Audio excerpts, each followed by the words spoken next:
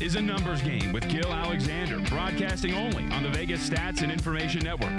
He's one of those idiots who believe in analytics. Analytics, statistics, and more are used to win wagers, and Gill has every number you need to cash your tickets. Now, live from the VSiN studios in the South Point Hotel and Casino, it's Gill Alexander. Hour number 2 of a numbers game right here at VSiN, the Vegas Stats and Information Network, Sirius XM Channel 204. Thanks to everybody listening on satellite radio, also at VSiN.com, the new VSiN app. If you have not tuned in, 8 a.m. Pacific, 11 a.m. Eastern on Thursdays before on this program, first of all, shame on you. Secondly, great to have you, though. We forgive you. This is the football free-for-all, and you will not find a better perspective, differing perspectives, people coming from different angles on the NFL slate than this one. In studio, making his fabulous return to Las Vegas, professional bettor, my friend Bill Krackomberger, the Crack Man. Hello, Bill. How are you? Good morning. It's I'm sure you guys have talked about this, but I'm sorry. I just flew in last night, 11 o'clock. Very somber feeling among Vegas here. So you probably don't have the Bill Krackomberger that you normally have. Very consuming. I was telling you on the plane, I was just following CNN and Fox News about the events that unfolded here in Las Vegas. Very terrible. And but I know that's not what we're here for. We're here for talk about some football and stuff. And just funny, you're giving out some baseball stuff before talking about baseball. And you said Verlander for Houston. This is how much I know. And by the way, I don't have to know who's on the teams. I thought Verlander still pitched for Detroit, and I thought Sonny Gray still pitched for Oakland. Wow. And if there's a Bible here, I touched the Bible on it. That's right. But then again, I don't have to know. You don't have to know. That's not what you do. And you see the kind of baseball season that me and my guys had this year. It probably won't happen again. Ridiculous baseball season. It was that good. But it's just when you said Verlander, I'm thinking, wow, Detroit's in the playoffs. I'm looking, and then he's pitching for Houston. So yeah. and you know, like I said, it doesn't make me look stupid, because that's what the public has to know. That's what the guys that watch ESPN and watch Fox Sports they have to know that stuff. All I have to know is the numbers and where they're going and the anticipation of which way the line's going, and that will make me a winner long run and a very good winner this past season in baseball. Well, we're happy to have you back. And by the way, thank you for the sentiments about the tragic events of how you feel about the tragic events from Sunday night. We have talked about it, but it is worth just bringing up again, certainly today. Vegas has felt different since Sunday night. I was commenting to you off air about how folks watching the wild card games, just sparse crowds. Like the Yankee game, they weren't yelling and screaming. It just isn't this. Yeah, it wasn't. Yeah. It's not the same. Everybody, and those of us who live here, know somebody who knows somebody at the very least that was directly affected by this event. You know, I have a friend who's like, oh yeah, I have a friend who got shot in the hand, shot in the back, shot in the ear. I mean, so there's so many stories. And again, our prayers to all those directly affected and their loved ones that are indirectly affected as well, or indirectly, perhaps not being the best word here. Bill Krackomberger alongside here to give the professional bettor's perspective. Evan Silva from Rotoworld coming up to give the matchups perspective, as there's no artful segue to the NFL. But if we can provide the diversion of talking NFL, then that is what we are here for. And on the phone with us right now from Sharp Football Stats and SharpFootballAnalysis.com, the great Warren Sharp. Hello, Warren. Hey, good morning, guys. So, guys, let's talk about the lines that have moved the most in terms of Week 5, both spreads, or both, I should say, sides and totals.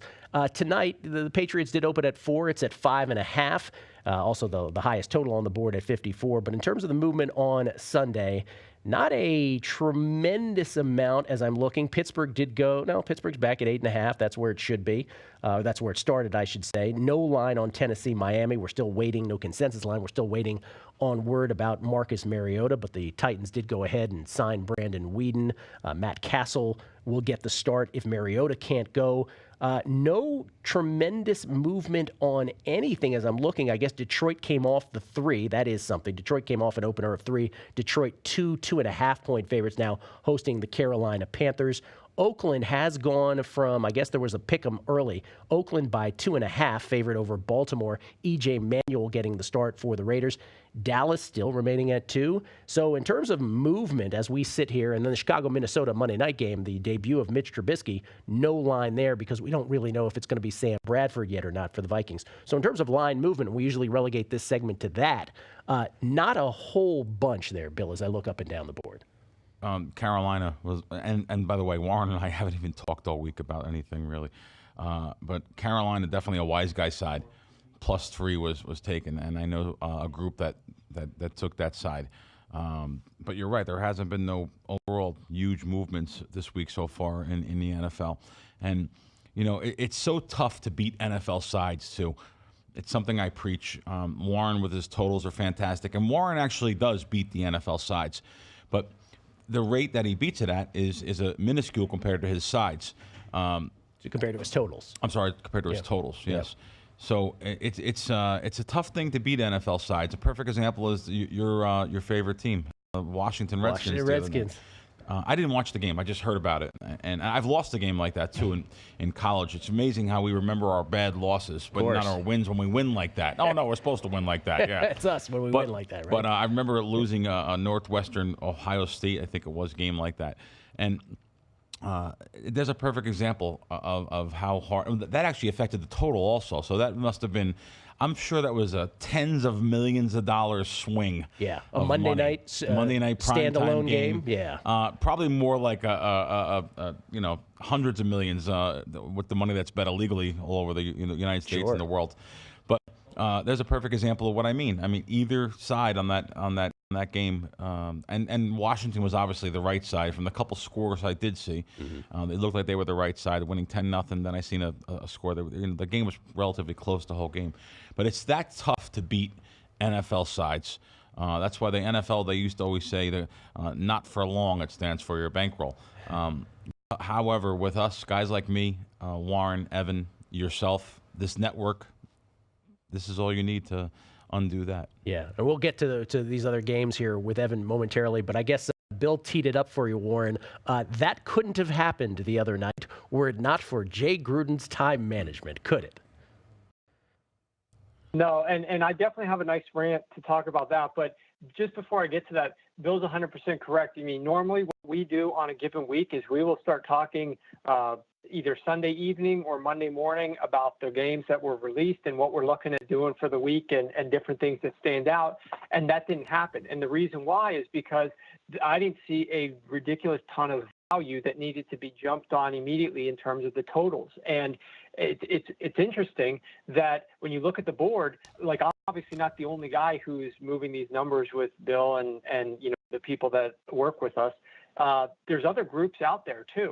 And none of them have really pounced on tons of value this week that needed to be gobbled up. I mean, a lot of times we'll be sitting there and we won't put out something, but we'll see a bunch of totals moving, and that wasn't us. It was some other group. But we haven't really seen that so far this week. So, to date, it's Thursday. Doesn't seem to be a ton of movement, and that's astute that none of the groups are jumping on these lines. Now, as far as Jay Gruden, I mean, it was absolutely moronic. First of all, his brothers complimenting him, John Gruden, on the telecast about how they want to run the clock down and leave Alex Smith with no time. And then a few seconds later, like literally after the very next play, his brother runs up, calls a timeout, like with 57 seconds left on the game clock, 29 seconds left on the play clock. They could have run that thing down to underneath 30 seconds and literally had 3rd and 2 and been able to decide whatever they wanted to do. They could have called a run play. They could have called a pass play, which is probably the more likely decision. And let's say it fails. They would still have the opportunity with probably 25 seconds left to kick a field goal. And then you've got about 20 seconds left on the clock for Alex Smith to try to work the ball down instead of giving him, well over 40 seconds to be able to move the ball all the way down the field and ultimately beat you in regulation. Of course, then the ridiculousness ensued after that, but the game was already decided.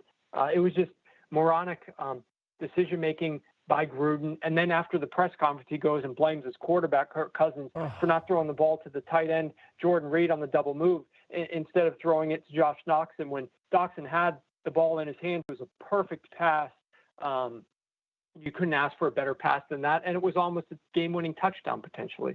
It's unbelievable. No one's been more critical of Kirk Cousins through the years than I have, having watched him on a weekly basis and see him make poor decisions in high leverage situations. But good Lord, how do you blame Kirk Cousins for anything that night? Kirk Cousins was a gamer in every way, and as you point out, the pass to Doxson was right on the money, and that's what I don't understand about Jay Gruden. Not bright. Jay Gruden throwing quarterbacks under the bus, a tradition since 2013 in Washington. We will get to these games now in the Week 5 slate. We'll break them down. We'll bring in Evan Silva from Rotoworld, and we'll talk about them, chop them up. It is exclusive. Bill Krackomberger, Warren Sharp, and, of course, Evan Silva coming up on A Numbers Game at VSiN.